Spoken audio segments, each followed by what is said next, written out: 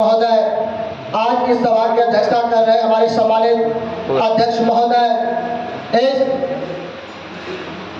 धर्मशाला के पावन पवित्र स्थल पर हमारे उत्तर प्रदेश के विभिन्न जनपदों से आए हमारे प्रजापति सम्मान के गौरव और हमारे बीच में अखिल भारतीय प्रजापति कुंभकार संघ के प्रदेश के उपाध्यक्ष परम श्रद्धेय आदरणीय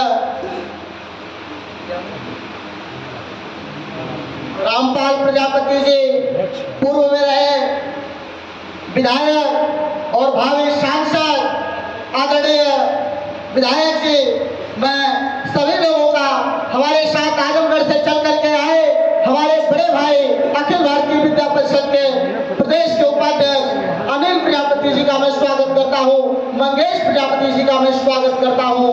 और मुझे तो नहीं लगता है कि मुझसे कोई बातें मैं करूँ, क्योंकि मेरे समाज के लोगों ने यहाँ पे जो भी कमियां थी, जो सारी बातें थी, उन्होंने किया। मुझे तो बहुत खुशी की मुझे लग रहा है इस कार्यक्रम को देख करके, क्योंकि मैं जिस जिला से जिस विधानसभा से हूँ उस विधानसभा से सिर्फ मात्र एक प्रजापति का बेटा हूँ, वो मैं हूँ। ना भाजपा में कोई है, ना सपा में कोई है, अगर है तो वो अकेला विकास प्रजापति पूरे विधानसभा गोपालपुर में प्रजापति का नेतृत्व करता हूँ। और आप लोगों के आशीर्वाद से महिला पंचायत कप्तानगंज से उम्मीदवारी का भी मैं दाव चल दिया हूँ। लेकिन रहा विषय आज जब छोटे छोटे संगठनों के माध्यम से, अखिल भारतीय प्रजापति कुंभकार के माध्यम से जब लोग संगठित होने का काम किए, तो यही हमारे समाज के दलालों ने हमको बांट दिया। और बांटा हमको कैसे? सारे लोगों को शीर्ष नेतृत्व और राष्ट्रीय अध्यक्ष बनने का होता है, लेकिन पद की गरिमा और पद का नेतृत्व कोई नहीं कर सकता है। जो 10 लोगों को ला नहीं सकता है, वो राष्ट्रीय अध्यक्ष बनकर के अपने पद की गरिमा का निर्वाहन करता है।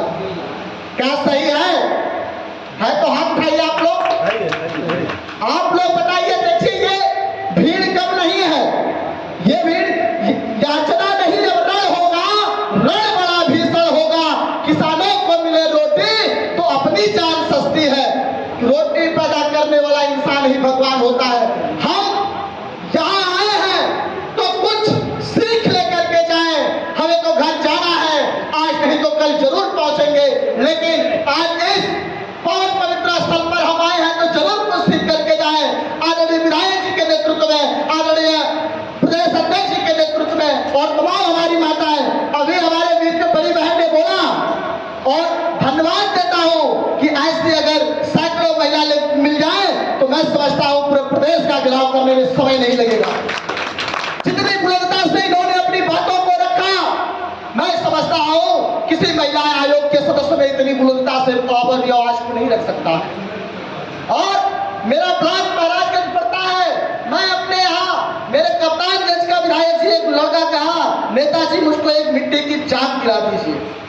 और मैंने गया बीडीओ साहब से मैंने बात किया, नेताजी ने कहा, बीडीओ साहब ने कहा कि आधार कार्ड लेकर के आइए। मैं आधार कार्ड लेकर के गया तो उन्होंने कहा आपके पिताजी के इनके चाक नहीं दिया जा सकता। मैंने कहा क्यों नहीं दिया जा सकता है? उन्होंने कहा 50 साल के नीचे वालों को चाक दिया जाएगा, ऊपर वालों को चाक नहीं दिया जाएगा।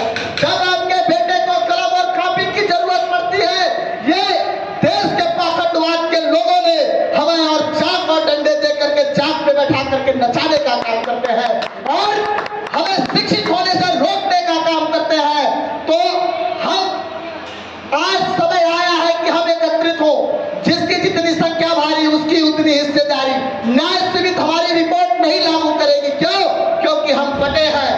आज 85 और जो 15 की लड़ाई चल रही थी, बीपी साहब मंडल जो कहे थे मंडल और कमंडल की लड़ाई, उस मंडल और कमंडल की लड़ाई को हमने भूल गया, 85 और 15 के नारों को भूल गया। जो बाबा साहब ने कहा था कि 85 वाले मूल निवासी हैं और यही 15 के लोग भारत के काले अंग्रेज हैं। और मैं समझता हूं हम लोग आजाद हो गए, लेकिन मैं नहीं समझता हूं कि आज यहाँ पर कोई स्वतंत्र होकर के बैठा है। आज जब बाबा साहब का संविधान नहीं था देश में, तब मानववाद का संविधान चलता था। आज भी मुझे लगता है कि कहीं ना कहीं मानववाद का संविधान स्थापित है, जिससे हम लोग जानते तो सब कुछ है, लेकिन उंगली उठाने में हम डरते हैं। उंगली उठाने में डरते हैं, कभी सीबीआई का डर लगता है। जब हम स्वतंत्र हैं तो हमें डरना किस बात का है?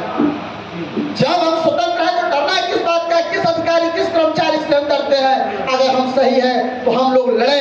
हम लोग, हमें बहुत खुशी है कि आज इतने लोग प्रजापति की संख्या में आए हैं, लेकिन लगता है मुझे आने वाले समय में हजारों नहीं है, इस भीड़ लाखों में होगी। और मैं नहीं ज्यादा कुछ बोलूंगा क्योंकि मुझसे काफी अच्छे अच्छे वक्ता है और अपने विचारों को रखेंगे, अपनी भावनाओं को रखेंगे। आप यहाँ से संकल्प लेकर के जाइए कि आप अपने बूथ पर 15-15 की कमेटियां बना करके एक विधानसभा में विधायक के 400 से 450 बूथ होते हैं, उससे अधिक बूथ नहीं होंगे।